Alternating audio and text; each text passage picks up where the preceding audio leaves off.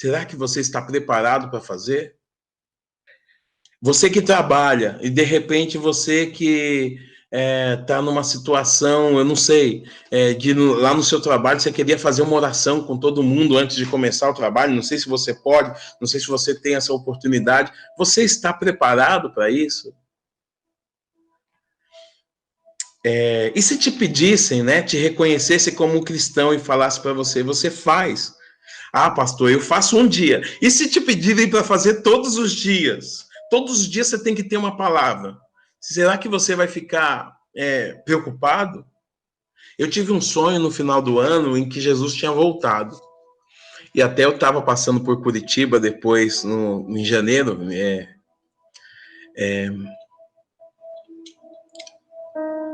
E nós passamos lá na primeira igreja. E o pastor Eduardo pregou nesse culto sobre a volta do Senhor. O Carlinhos cantou assim lá na igreja, o ministro de louvor, né? O pastor Carlinhos foi cantando justamente aquelas músicas antigas, o rei está voltando, o mercado está vazio, e eu falei assim, Jesus está voltando, e sabe o que me deu?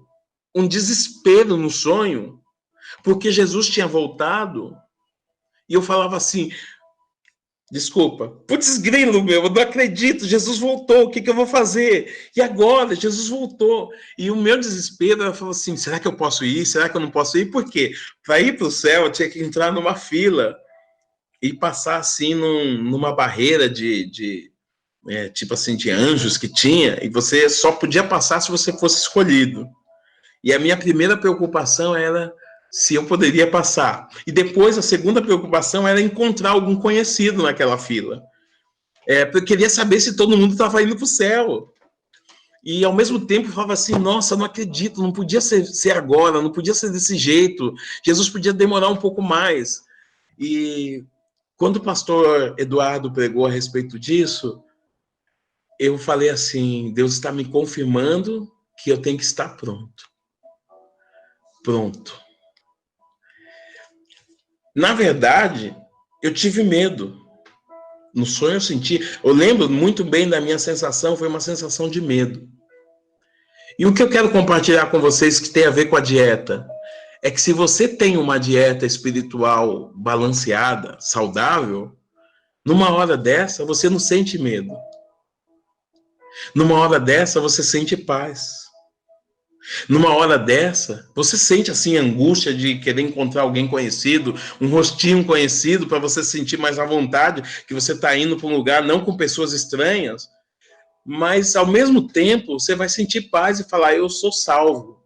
Eu consegui passar na fila e pelaquela barreira, aí eu falei, menos mal, eu sou escolhido. Mas eu pedi para voltar, porque eu queria encontrar algum conhecido.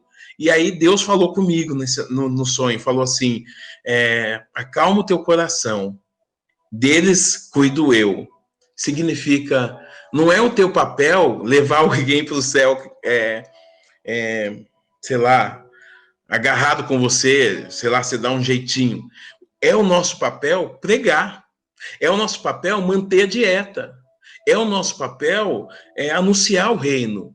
Por quê? Porque está próximo a nossa redenção. Está próximo o momento. Não estou falando para você ficar pensando assim, o mundo vai acabar, vou estourar meu cartão, o mundo vai acabar, vou fazer um monte de compra. Não. Se Jesus está voltando, como está a sua dieta? Você está no peso ideal?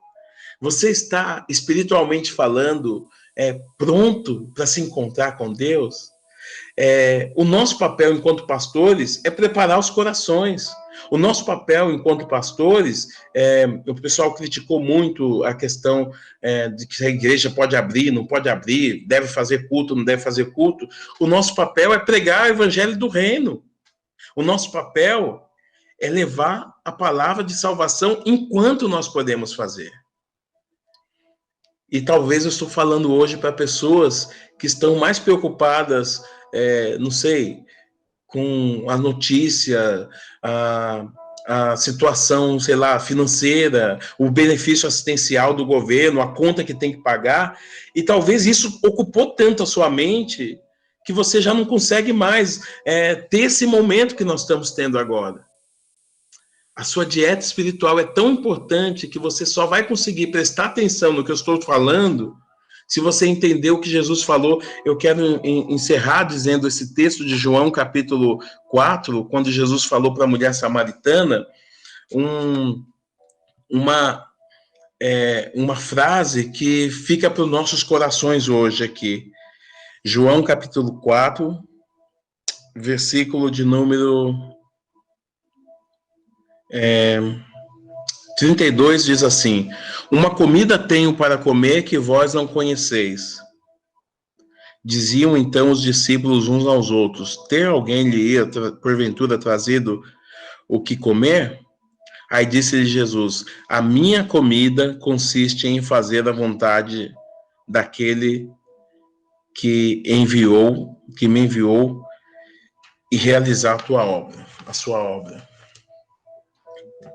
Meus queridos, me perdoem ser tão extenso na minha fala, mas eu queria deixar para você esse entendimento que Jesus falou que a comida dele era fazer a vontade daquele que enviou, de Deus, e realizar a obra dele. Significa, Jesus sabia qual era o chamado dele. Jesus sabia qual era a vontade de Deus. Duas coisas Jesus sabia: qual era a vontade de Deus e qual era o chamado dele.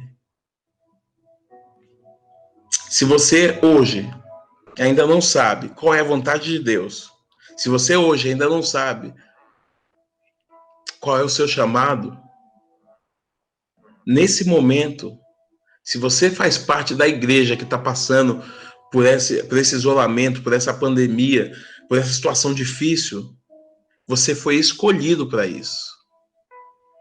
Significa que você tem oportunidade de fazer a diferença na vida de alguém. O que vai alimentar você é não apenas saber qual é a vontade de Deus, mas é fazer a vontade de Deus.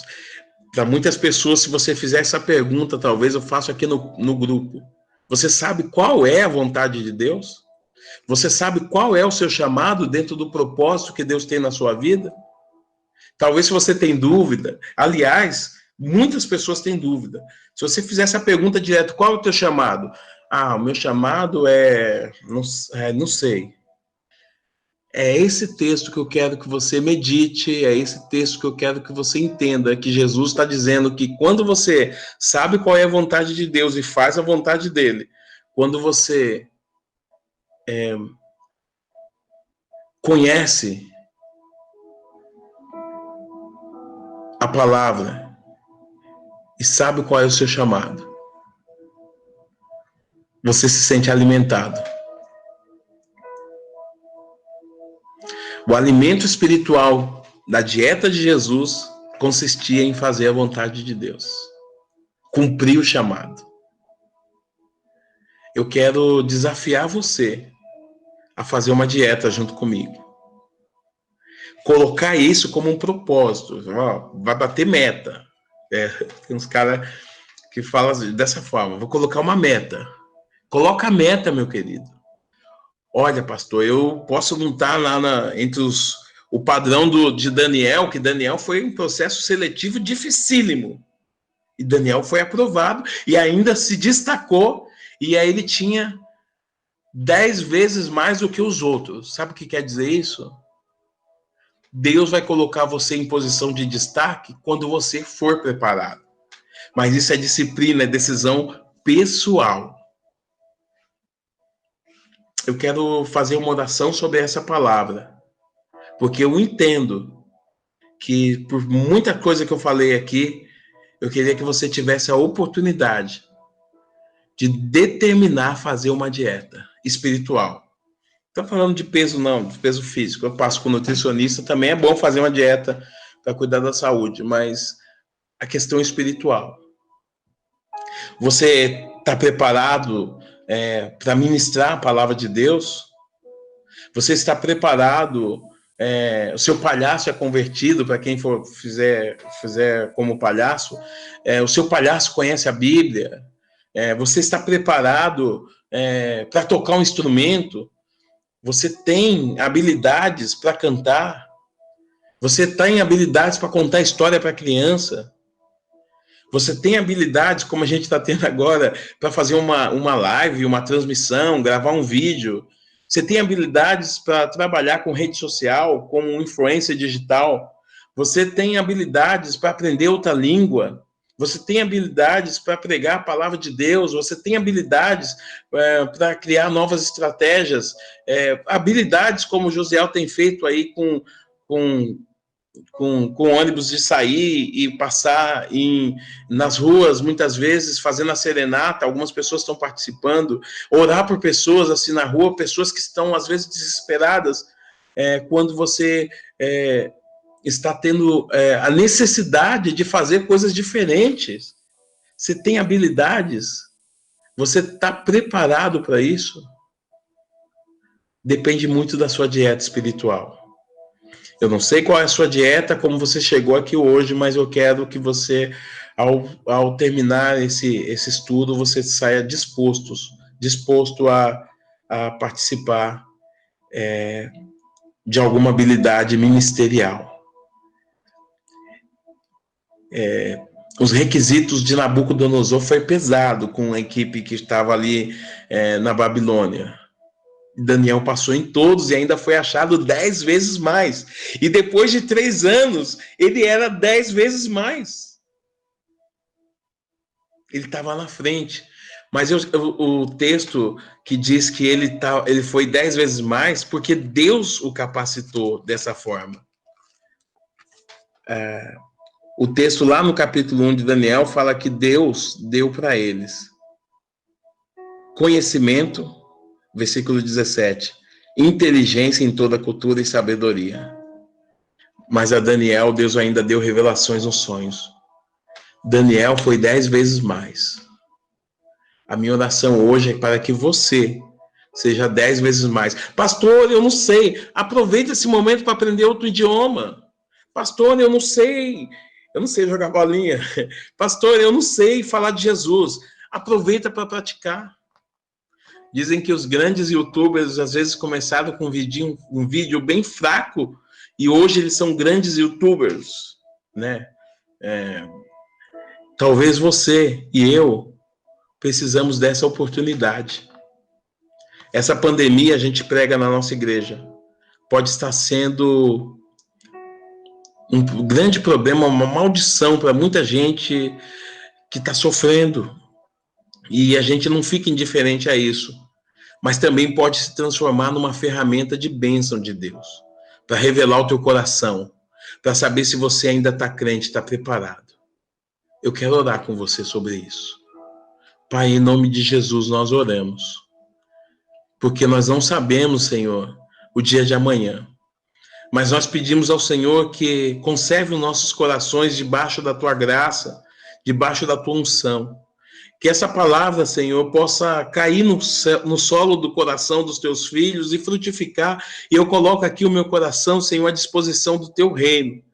Que esse texto que nós podemos compartilhar possa trazer vida, possa gerar paz, possa trazer tranquilidade e possa retirar toda ansiedade, possa remover todo o mal-estar, possa, em nome do Senhor Jesus, repreendemos, Senhor Jesus, uma palavra de ordem nós damos para que todo espírito ruim bata em retirada, todo espírito mau que estava atormentando os teus filhos, causando depressão, angústia, causando muitas vezes tristeza na alma, talvez as pessoas que se sentem desanimadas, desoladas, se sentem longe da tua presença, abandonadas, que o teu Espírito